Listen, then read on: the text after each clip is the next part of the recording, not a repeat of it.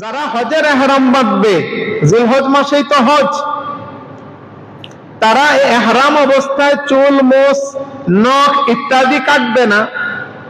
আমরা যারা হজে যাইনি বা যেতে পারিনি, তারাও ওদের সাদৃশ্য অবলম্বন করব, যাতে আল্লাহ রাব্বুল আলামিন হাজীদেরকে যখন তাদের আঁচল ভরে দিয়ে দিবেন, হাজীদেরকে যখন কবুল করে নেবেন, হাজীদেরকে যখন মাফ করে দিবেন, আল্লাহ যাতে আমাদেরকেও কবুল করেন, আমাদেরকেও মাফ করে দেন। এজন্যই আল্লাহর নবী বলেছেন যে তোমরাও এটা করো। ওরা হজ করে সেখানে কোরবানি করবে, তোমরা হজ করতে পারবে না, এখানে কোরবানি করবে, তো হাজীদের মতো একটু ভান ধরো। নাম্বার 4, প্রতিদিনের রোজার তো 1 বছরের রোজার সওয়াব। আরাফার দিনের রোজার বিশেষ আরো ফজিলত আছে। আল্লাহর নবী মুহাম্মদুর রাসূলুল্লাহ সাল্লাল্লাহু আলাইহি ওয়াসাল্লাম ইরশাদ করেন, সিয়ামু ইয়াউমি আরাফাতা আহতাসিবু আলাল্লাহি আন ইউকাফিরা আস-সানাতা আল্লাতী ক্বাবলা ওয়াস-সানাতা আল্লাতী বা'দা। একে তো আগে যে হাদিস শুনালাম, রোজা রাখলে 1 বছরের নফল রোজার সমপরিমাণ সওয়াব। 9ম জিলহজের দিনের রোজার সওয়াব আরো বেশি। কি? ওই 1 বছরের নফল রোজার ফজিলতের পাশাপাশি গত 1 বছরের সগীরা গুনাহগুলো, আগামী 1 বছরের সগীরা গুনাহগুলো আল্লাহ মাফ করে দিবেন। আলহামদুলিল্লাহ, আল্লাহ রাব্বুল আলামিনের শুকর।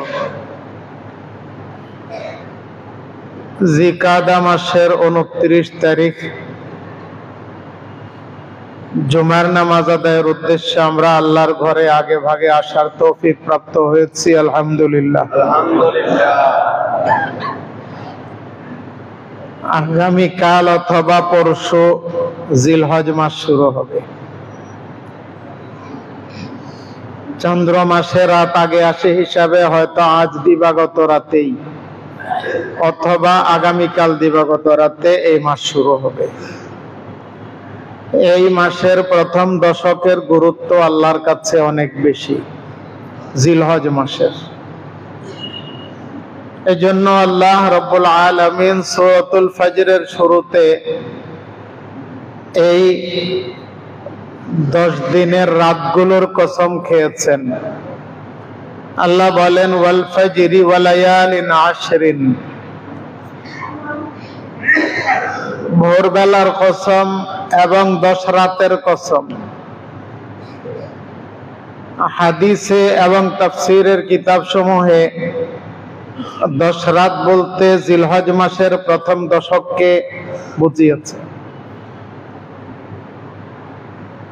এই 10 রাতের কসম কেন খেলেন? ইতিপূর্বেও আমরা 1-2বার আলোচনা করেছি যে বিষয়গুলোর গুরুত্ব আল্লাহর কাছে বেশি, দাম বেশি, ওই বিষয় বা ওই বস্তুগুলোর নামে আল্লাহ কসম করেন। কিয়ামতের দিনের নামে কসম করেছেন, লা উকসিমু বিয়াউমিল কিয়ামা। মক্কা শহরের নামে কসম করেছেন, লা উকসিমু বিহাদাল বালাদ। এভাবে এই 10 রাতের কসম করেছেন, ওয়ালায়ালিন আশরিন। এই 10 রাতের এবং 10 দিনের আলাদা আলাদা দাম আছে আল্লাহর কাছে। রাসূলুল্লাহ সাল্লাল্লাহু আলাইহি ওয়াসাল্লাম ইরশাদ করেন, মা মিন আইয়ামিন আহাব্বু ইলাল্লাহি আন ইউতাআব্বাদা লাহু ফিহা মিন আশরি যিল হিজ্জা। জিলহজ মাসের এই দশকের ইবাদত বছরের অন্যান্য দিনের ইবাদতের চাইতে আল্লাহর কাছে প্রিয় বেশি, রমজান বাদে। রমজানের তো আলাদা শান আছে। কি লাভ এই রাতগুলোতে, এই দিনগুলোতে ইবাদত করলে? আল্লাহর নবী বলেন, সিয়ামু কুল্লি ইয়াউমিন মিনহা বিসিয়ামি সানা। এই দশকের প্রতিদিনের রোজা এক বছরের রোজার সমপরিমাণ সওয়াব। তাহলে 10 তারিখ তো ঈদ, ওই দিন গোশত খাওয়ার আগ পর্যন্ত খাবার থেকে বিরত থাকা, 15 দিন না হলে অল্প কিছুক্ষণ সময় রোজার মতো থাকা, এটারও দাম আছে। আর 1 তারিখ থেকে 9 তারিখ পর্যন্ত প্রতিদিন আপনি একটি রোজা রাখবেন, আল্লাহ 1 বছরের সওয়াব দিবেন। তাহলে 9 রোজায় 9 বছরের সওয়াব। সুবহানাল্লাহ। আসলে এগুলো আল্লাহ রাব্বুল আলামিনের মেহেরবানির দলিল। সারা বছর তো আমরা যারা ইবাদত বন্দেগী দায়িত্বের গুলো আদায় করি, তারাও বড় জোর ফরজ, ওয়াজিব, সুন্নতে মুআক্কাদাতেই বেশিরভাগ সীমিত থাকি। আল্লাহ মাঝে মাঝে কিছু অফার দেন, এই অফার গুলো লুফে নিয়ে যাতে আমরা অনেক বেশি নেকির ভাগী হই এবং আল্লাহ রাব্বুল আলামিনের নৈকট্য লাভে ধন্য হই।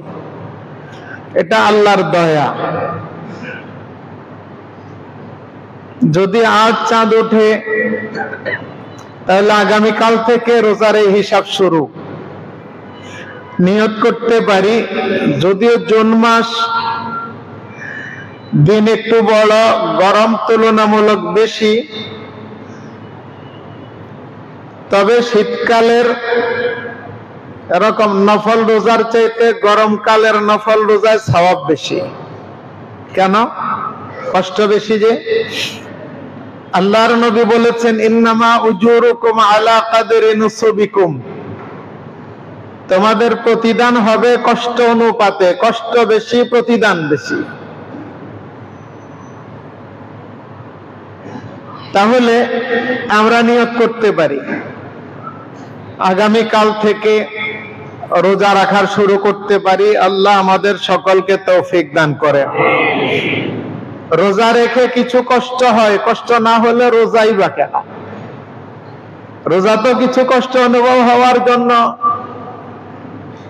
আল্লাহর নবী রোজার মাসকে জন্য সহমর্মিতার মাস বলেছেন, শাহরুল মুওয়াসাত। যারা বাধ্য হয়ে না খেয়ে থাকে, রোজাদারেরা রোজা রেখে তাদের কষ্ট অনুভব করবে। কষ্ট অনুভব করে দুইটা কাজ করবে, একে আল্লাহর শুকর আদায় করবে, আল্লাহ তুমি এই কষ্ট আমাকে সারা বছর দাওনি, আমি চাইলে খেতে পারি, যারা চাইলে খেতে পারে না তাদের চাইতে আমাকে ভালো রেখেছো, আল্লাহর শুকর আদায় করলে আল্লাহ নেয়ামত আরো বাড়িয়ে দেবেন।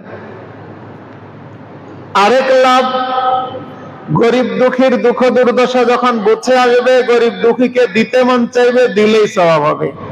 দিতে মন চাইলেও সওয়াব, দিলে আরো উপরি সওয়াব, আরো বেশি সওয়াব। তাহলে দিনের বেলায় রোজা রাখলে প্রতিদিনে 1 বছরের রোজার সমপরিমাণ সওয়াব।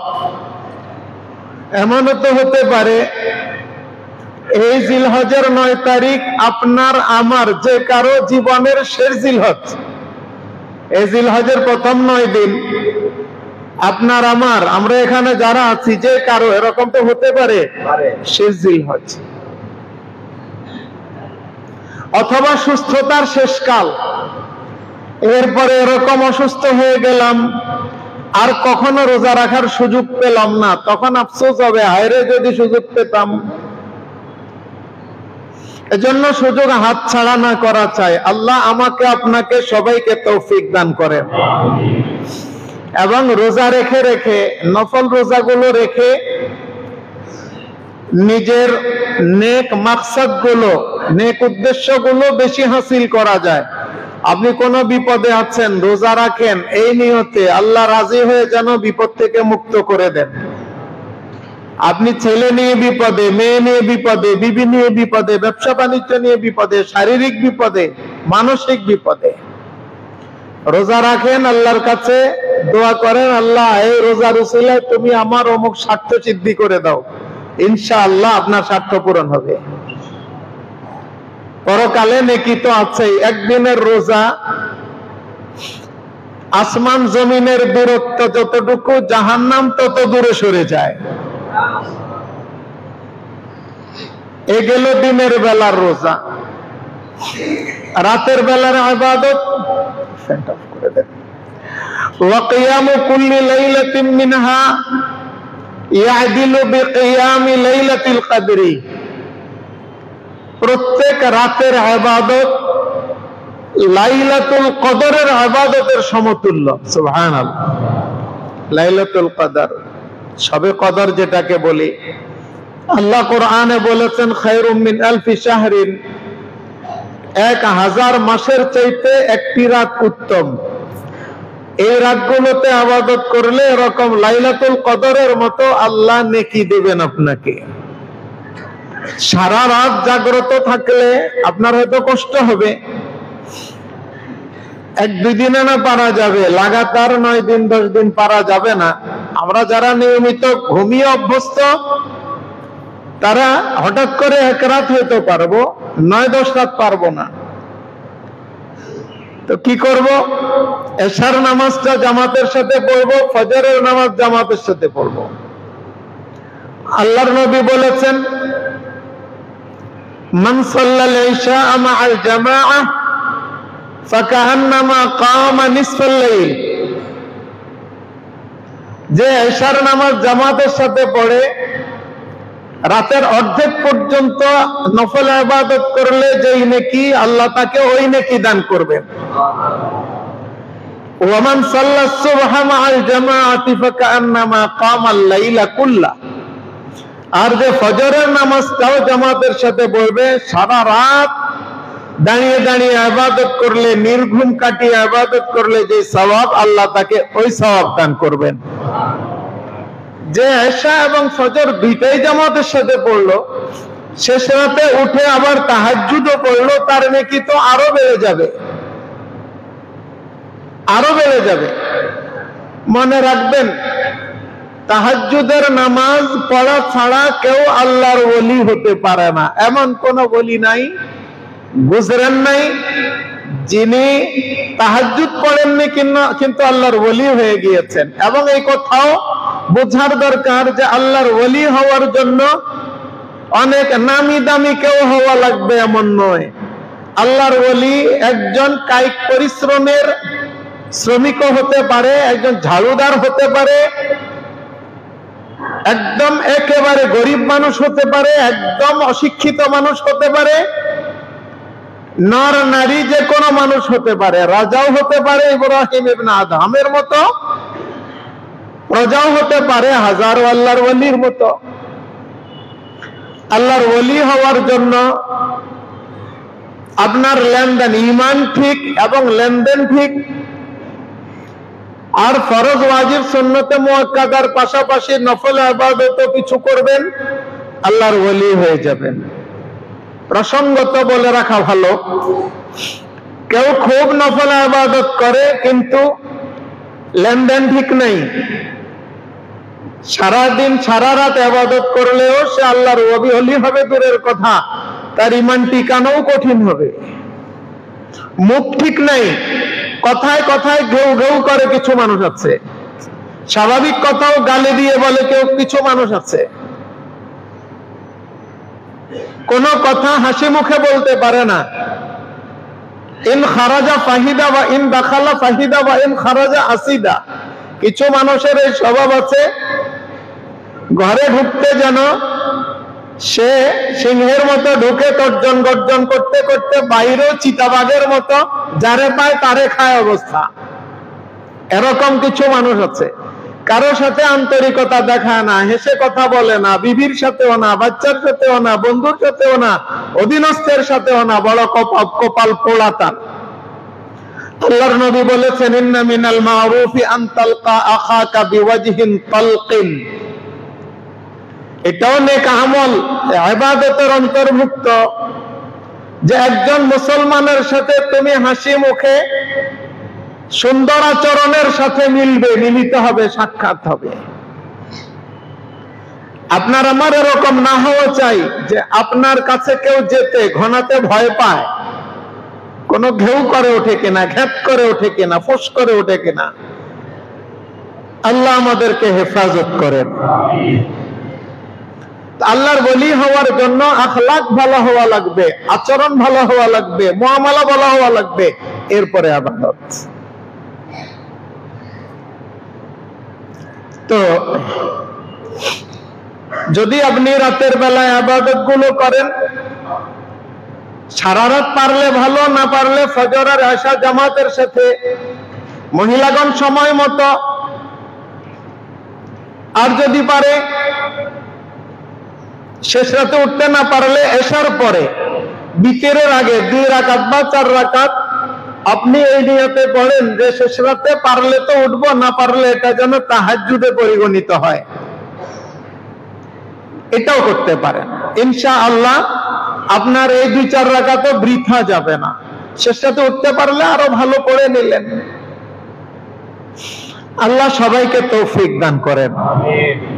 তাইলে এক আমল গেল দিনের বেলার রোজা, আরেক আমল গেল রাতের বেলার ইবাদত, আরেক আমল এই দশকে কোরবানি করার আগ পর্যন্ত নখ, চুল, মুছ, অবাঞ্ছিত লোম না কাটা। আজ তো 29 তারিখ, আজকে সব কেটে সাফ করে নিলে, নখ কেটে নিলে, চাঁদ যদি না উঠে আগামীকালও কাটতে পারবেন, উঠলে আর না কাটলেন। আল্লাহর নবী মুহাম্মদুর রাসূলুল্লাহ সাল্লাল্লাহু আলাইহি ওয়াসাল্লাম ইরশাদ করেন, মান আরাদা আন ইউযহিয়া ফালা ইয়াকলিম মিন আযফারিহি ওয়ালা ইয়াহলিক শাইআন মিন আশআরিহি ফিল আশরিল আউয়াল মিন যিল হিজ্জা। যে কোরবানি করার নিয়ত রাখে, কোরবানি করার নিয়ত আপনার সামর্থ্য থাকুক না থাকুক, নিয়ত করে ফেলেন। সামর্থ্য আজকে নাই, কিন্তু কোরবানির যেই 3 দিন, ওই 3 দিনের কোন এক সময় যদি কোরবানি করার সামর্থ্য এসে যায়, তাহলে তো করবেন। কি বলেন, করবেন না ইনশাআল্লাহ? আবার যাদের এখন সামর্থ্য আছে, ওই 3 দিন আসার আগে আগে সামর্থ্য নাই হয়ে গিয়েছে, সব ফতুর হয়ে গিয়েছে, আর কিচ্ছু নাই, তার তো কোরবানি করতে হবে না। বাকি নিয়ত সকলেই রাখি। আল্লাহর নবী বলেছেন যে নিয়ত করবে, যে ইচ্ছা করবে কোরবানি করার, ইচ্ছাও করলাম না, সামর্থ্যও না, ইচ্ছাও করলাম না, না ইচ্ছা করলে উপায় হয়, বাংলায় বলে। আপনি ইচ্ছা করেন, উপায় আল্লাহ হয়তো বের করে দেবেন, না দিলেও আপনার নিয়ত তো আছে। নিয়তের কারণে আল্লাহ রাব্বুল আলামিন আপনাকে নেকি থেকে মাহরুম করবেন না। এজন্য সবাই নিয়ত করি, কি বলেন, ঠিক আছে না ইনশাআল্লাহ? আল্লাহর নবী বলেন, মান আরাদা আন ইউযহিয়া, যে ইরাদা করবে, ইচ্ছা করবে, নিয়ত করবে কোরবানি করা, সে জিলহজ মাসের প্রথম দশকে চুল, মুছ, নখ, অবাঞ্ছিত লোম ইত্যাদি যেন না কাটে, না ছাটে, না ছাঁচে। আর দাড়ি শুধু জিলহজের দশক নয়, দাড়ি আল্লাহ যাকে দিয়েছেন, যে পুরুষ প্রাপ্তবয়স্ক হওয়ার পরে দাড়ি উঠেছে, তার জন্য দাড়ি এক মুষ্টি হওয়ার আগে কাটা, ছাঁটা, ছাঁচা হারাম। এক মুষ্টি হওয়ার আগে কাটা, ছাঁটা, ছাঁচা হারাম। এক মুষ্টি হলে এক মুষ্টির অতিরিক্তটা আপনি কেটে ছোট করতে পারবেন, এক মুষ্টির অতিরিক্তটা। আল্লাহর নবী বলেছেন, খালিফুল মুশরিকিন আউফিরুল লুহা ওয়া আহফুশ শাওয়ারিব, মুশরিকদের বিরুদ্ধাচরণ করো এভাবে যে দাড়ি লম্বা করো এবং মুছ খাটো করো, নিশ্চিহ্ন করে দাও। কারো যদি ইতিপূর্বে গুনাহটা হয়ে থাকে, মুছ বড় দাড়ি ছোট, অথবা মুছ দাড়ি দোনোটাই নাই, রাখে না, মুছ না রাখা তো ভালো, দাড়ি না রাখা গুনাহ। যিনি করেছেন তওবা করে ফেলতে পারেন, যিনি ছোট করেছেন তওবা করে ফেলতে পারেন। অনেক ভাই দাড়ি রাখেন, ছোট রাখেন। ছোট রাখলে আপনার দাড়ি রাখার যে বিধান, ওইটা পালন হয়নি, কিন্তু এটার একটা স্কেল আছে, মাপ আছে, বুখারী শরীফ আছে। আল্লাহর নবী তো বলেছেন লম্বা করো, ছেড়ে দাও, ঝুলিয়ে দাও। আর আব্দুল্লাহ ইবনে ওমর রাদিয়াল্লাহু তাআলা আনহুমা, বুখারীতে আছে, তিনি এক মুষ্টির অতিরিক্ত হলে সেটাকে কেটে দিতেন, অতিরিক্তটা। এখান থেকে ফুকাহায়ে কেরাম সকলেই একমত। হানাফি, শাফিঈ, মালিকি, হাম্বলি মাযহাবের সব ফকিহ এবং যারা মাযহাব মানেন না তারাও, মাযহাব মানেন না যে সকল আলেমগণ এরকম আছেন অনেকে, তারাও এই কথায় একমত, দাড়ি কাটা, ছাঁটা, ছাঁচা হারাম, এক মুষ্টির কম। কেউ কেউ তো এ পর্যন্ত বলেন আল্লাহর নবী বলেছেন আউফিরু, পূর্ণ করো, আর সিলু, ছেড়ে দাও, তাই যতটুকু লম্বা হতে পারে হতে থাকুক। কেউ কেউ এই মত পোষণ করেন, তবে অধিকাংশের মত হচ্ছে এটাকে এক মুষ্টির বেশি হলে অতিরিক্তটা কেটে সুন্দর করে রাখলে অসুবিধা নাই, বরং ভালো। অনেকে আছেন লম্বা করতে করতে নাভির নিচে চলে যায়, এরকমও দুই একজন আছেন। এত বেঢঙ্গা হওয়াও ভালো না। ইসলাম অসুন্দর না, ইসলামে সৌন্দর্য আছে। কোনটা সুন্দর? ইসলামী বিশেষজ্ঞগণ, স্কলারগণ ঐক্যমতের ভিত্তিতে যেটাকে সুন্দর বলেছেন। হাদিস আছে মা রাআহুল মুসলিমুনা হাসানান ফাহুয়া ইনদাল্লাহি হাসানুন। মুসলিমগণ, বিশেষ করে মুসলিম পণ্ডিতগণ যেটাকে সুন্দর বলেছেন একমত, ওটা সুন্দর আল্লাহর কাছেও। আল্লাহ সকলের দিলে ঢেলে দিয়েছেন যে এটাকে সুন্দর বলো, তখন সুন্দর বলে। আল্লাহ সকলকে তৌফিক দান করেন।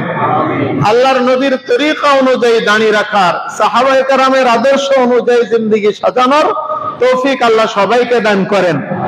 ভাই, জীবনে তো ভুল ত্রুটি হয়, ভুল মানুষ করে, শয়তানের খপ্পরে পড়ে মানুষ ভুল করতেই পারে, কিন্তু তওবার দরজা তো খোলা আছে। তওবার দরজা খোলা আছে, তাই যখন বুঝে আসবে আমার এটা ভুল হয়েছে, তখন তওবা করে নেই। এই কথা আবার যেন না হয় তওবার দরজা যেহেতু খোলা, আমার মৌত তো আরো দেরি আছে। দাদা তো 82 বছর বয়সে মারা গেছে, আমার বয়স মাত্র 50 না, আরো 32 তো আছে। এরকম যাতে না হয়, কারণ আসার যদিও সিরিয়াল থাকে, যাওয়ার সিরিয়াল নাই। দুনিয়াতে আসার সিরিয়াল তো আছে, যাওয়ার সিরিয়াল নাই। বহু দাদার কাঁধে নাতির লাশ, বাবার কাঁধে ছেলের লাশ, বড় ভাইয়ের কাঁধে ছোট ভাইয়ের লাশ। সুতরাং আমরা সময় থাকতেই নিজেকে এমন সুন্দর ভাবে সাজিয়ে নেই যেন মওত যে কোনো মুহূর্তে আসবে, আমার মধ্যে কোনো ত্রুটি বাকি না থাকে। আল্লাহ তৌফিক দান করেন। এটা হচ্ছে তৃতীয় আমল। এই আমল করলে কি লাভ? উলামায়ে কেরাম বলেছেন, যারা হজের ইহরাম বাঁধবে, জিলহজ মাসেই তো হজ, তারা ইহরাম অবস্থায় চুল, মোছ, নখ ইত্যাদি কাটবে না। আমরা যারা হজে যাইনি বা যেতে পারিনি, তারাও ওদের সাদৃশ্য অবলম্বন করব, যাতে আল্লাহ রাব্বুল আলামিন হাজীদেরকে যখন তাদের আঁচল ভরে দিয়ে দিবেন, হাজীদেরকে যখন কবুল করে নেবেন, হাজীদেরকে যখন মাফ করে দিবেন, আল্লাহ যাতে আমাদেরকেও কবুল করেন, আমাদেরকেও মাফ করে দেন। এজন্যই আল্লাহর নবী বলেছেন যে তোমরাও এটা করো। ওরা হজ করে সেখানে কোরবানি করবে, তোমরা হজ করতে পারবে না, এখানে কোরবানি করবে। তো হাজীদের মতো একটু ভান ধরো। নাম্বার 4, প্রতিদিনের রোজার তো 1 বছরের রোজার সওয়াব। আরাফার দিনের রোজার বিশেষ আরো ফজিলত আছে। আল্লাহর নবী মুহাম্মদুর রাসূলুল্লাহ সাল্লাল্লাহু আলাইহি ওয়াসাল্লাম ইরশাদ করেন, সিয়ামু ইয়াউমি আরাফাতা আহতাসিবু আলাল্লাহি আন ইউকাফিরা আস-সানাতা আল্লাতী ক্বাবলা ওয়াস-সানাতা আল্লাতী বা'দা। একে তো আগে যে হাদিস শুনালাম, রোজা রাখলে 1 বছরের নফল রোজার সমপরিমাণ সওয়াব। নবম জিলহজের দিনের রোজার সওয়াব আরো বেশি। কি? ওই 1 বছরের নফল রোজার ফজিলতের পাশাপাশি গত 1 বছরের সগীরা গুনাহগুলো আগামী 1 বছরের সগীরা গুনাহগুলো আল্লাহ মাফ করে দিবেন। তাহলে কত বেশি লাভ! আল্লাহ রাব্বুল আলামিন আমাদেরকে এই দিনের রোজাটাও বিশেষভাবে রাখার তৌফিক দান করেন। ইয়ামে আরাফা মানে তাসিউ জিলহিজ্জা, যেখানে জিলহজের 9 তারিখ যেই দিন, এখানে দিনগুলোর নাম আছে। দিনগুলোর নাম আছে। 7 তারিখকে ইয়ৌমুত তারবিয়া বলে, 8 তারিখকে ইয়ৌমে মিনা বলে, 9 তারিখকে ইয়ৌমে আরাফা বলে, 10 তারিখকে ইয়ৌমুন নাহর বলে, 11, 12, 13 তারিখকে আইয়ামুত তাশরীক বলে। এটা দিনের নাম। আমাদের তো এখনো চাঁদ উঠেনি। গতকাল 28 তারিখ গিয়েছে, চাঁদ উঠেনি। আজ যদি চাঁদ উঠে আমরা কাল থেকে 1 তারিখ গুনবো। 9 তারিখ আমাদের জন্য ইয়ৌমুন নাহর, ইয়ৌম আরাফা। হাদিস আছে ইয়ৌম আরাফা তাসিউ জিলহিজ্জা, জিলহজের 9 তারিখ। এই গেল আরেক আমল। এরপরে 5 নম্বর আমল, 9 তারিখ ফজর থেকে 13 তারিখ আসর পর্যন্ত তাকবীরে তাশরীক পড়া। আল্লাহু আকবার, আল্লাহু আকবার, লা ইলাহা ইল্লাল্লাহু আল্লাহু আকবার ওয়ালিল্লাহিল হামদ। প্রত্যেক ফরজ নামাজের পর পুরুষ এবং নারী সকলের জন্য। পুরুষগণ একটু আওয়াজ দিয়ে পড়বে, নারীগণ আস্তে আস্তে পড়বে যাতে বাইরে আওয়াজ না যায়। পুরুষগণ আবার চিৎকার করেও পড়বে না। যদি ফরজ নামাজের সালাম ফেরানোর পরে মনে নেই, সুন্নত বিতির পড়ার পরে মনে পড়েছে, তখন পড়ে নিবে। যখন মনে পড়বে ছুটে যাওয়া তাকবীরে তাশরীক, তখন পড়ে নিবে। এটা মহিলাদেরকেও বলে দিতে হবে, তারাও যেন পড়েন। যারা জামাতের সাথে নামাজ পড়েন পুরুষগণ, তাদের তো মিস হয় না, 2-1 জনের মনে পড়েই, পড়তে লাগলে সবাই পড়েন। মহিলাদেরকে বারবার মনে করিয়ে দেব, মসজিদ থেকে গিয়ে এই তাকবীরে তাশরীক পড়েছো কিনা মনে করিয়ে দেব, তারা পড়বে। আমার এই বলে দেওয়ার কারণে তাদের পড়ে যে সওয়াব হবে, আমার বলে দেওয়ার কারণে সেই সওয়াব হবে। 5 নম্বর আমল। 6 নম্বর আমল, 10 জিলহজ তারিখে কুরবানি করা। রাসূলুল্লাহ সাল্লাল্লাহু আলাইহি ওয়াসাল্লাম ইরশাদ করেন,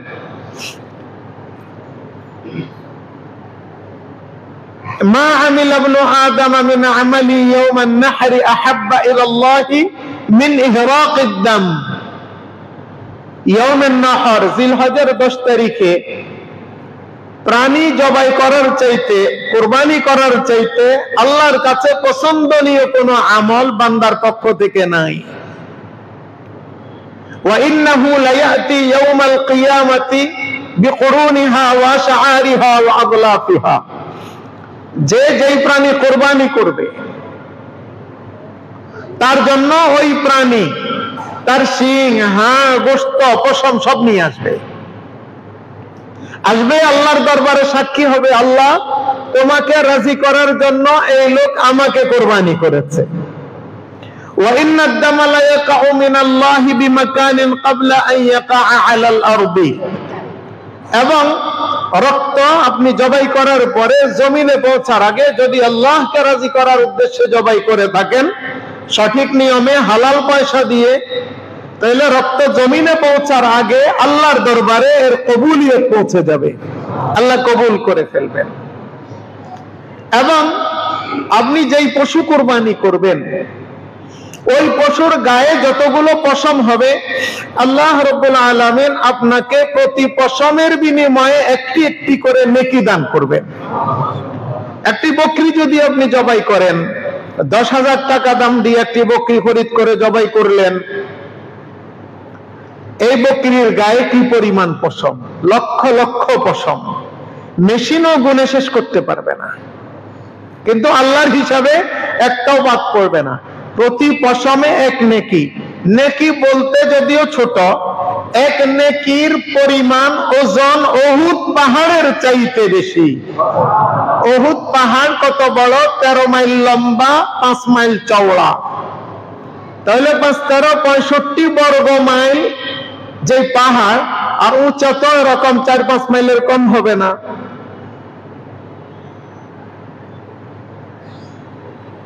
তো কমপক্ষে আপনি যদি দৈর্ঘ্যের প্রস্থ দিয়ে ধরেন 65 বর্গ মাইলের উহুদ পাহাড়ের চাইতে একটি নেকি বড়। একটি বকরিতে যদি 10 লক্ষ পশম হয়, তাহলে আপনি এরকম 10 লক্ষ উহুদ পাহাড়ের চাইতে বেশি আল্লাহর নামে উৎসর্গ করার আপনি সওয়াব এবং নেকি পেয়ে যাবেন। টাকা খরচ করলেন 8,000 10,000, গরুতে শরীক হলে আরেকটু বেশি যাবে, কিন্তু আপনার নেকি কি পরিমাণ হবে? এজন্য কোরবানি খুশি খুশিতে করব, তবে হালাল পয়সা দিয়ে কোরবানি করব।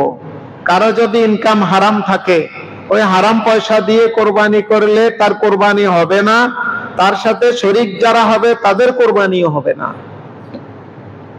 আর যদি হারামে হারামে মিলে সব শরীক দ্বারা হারাম পয়সাওয়ালা হয়, সকলেরই গোশতখানা হলো, কারোই তো কোরবানি হয়নি, গোশতখানা সকলেরই হলো, বাকি কারো কোরবানি নষ্ট হলো না, তার তো এখানে তো কারোই হয়নি, তো নষ্ট একজনেরও হয়নি, সবগুলাই না হওয়া বুনিয়াদেই নাই। এখন যদি কারো ইনকাম হারাম থাকে কি করবেন? আপনি ভুল করে ফেলেছেন, কোন হারাম প্রতিষ্ঠানে চাকরি করছেন, সুদী প্রতিষ্ঠান, মিথ্যার প্রতিষ্ঠান, অন্য কোন হারাম মালের প্রতিষ্ঠান, আপনার আর কোনো ইনকাম নাই, আপনি হালাল ইনকাম ওয়ালা কারো থেকে ঋণ করে কোরবানি করেন, একবার কোরবানিটা হয়ে যাক, এরপরে আল্লাহর কাছে দোয়া করেন, আল্লাহ যদি তৌফিক দেন হালাল ভাবে কোনোভাবে টাকা ইনকাম করে পাওনাদারের পাওনা পরিশোধ করেন, না হলে আপনার কাছে যেটা আছে ওইটা দিয়েই পরিশোধ করেন, তারপরেও কোরবানিটা যেন আপনার হয়।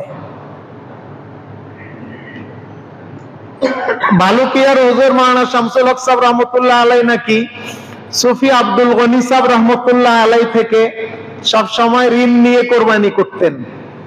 ওনার ইনকামও হালাল ছিল, তারপরেও মনে করতেন সুফি সাহেব রহমতুল্লাহ আলাই আল্লাহর বড় বলি, খুব সৎ ব্যবসায়ী ছিলেন, ব্যবসা বাণিজ্য বন্ধ হওয়ার পরে, ছেড়ে দেওয়ার পরে নিজের প্রচুর জায়গা জমি ছিল, এগুলো বিক্রি করে করে চলেছেন। তো ওনার হালাল ইনকাম থেকে, পবিত্র ইনকাম থেকে ঋণ নিয়ে আমি কোরবানি করি, পরে আমি ওনার টাকা পরিশোধ করব। তো যাদের ইনকামে সমস্যা আছে আপনি এই কৌশলটা অবলম্বন করতে পারেন, আল্লাহ যদি কবুল করেন, আল্লাহ যদি মাফ করেন। বাকি যাদের ইনকাম হারাম তারা সবসময় দোয়া এবং চেষ্টা করা চাই যাতে হালাল ইনকামের কোনো ব্যবস্থা আল্লাহ করে দেন। আল্লাহ সবাইকে তৌফিক দান করেন। আরেকটি আমল ঈদুল আজহার দিন ঈদের নামাজ পড়া, আরেকটি আমল খুতবা শোনা ওয়াজিব, আর জিলহজ মাসের সবচেয়ে বড় আমল হচ্ছে হজ করা। হজের আলোচনা আমরা 2-3 জুমা আগে একদিন করেছি, আরো আলোচনা কোরবানি সংক্রান্ত ইনশাআল্লাহ পরবর্তী জুমায় হবে। আল্লাহ আমাদের সকলকে জিলহজ মাসের এই দশকের আমলগুলো করে আল্লাহর নৈকট্য লাভের তৌফিক দান করেন। যাদের সুন্নত বাকি আছে পড়ে নেন।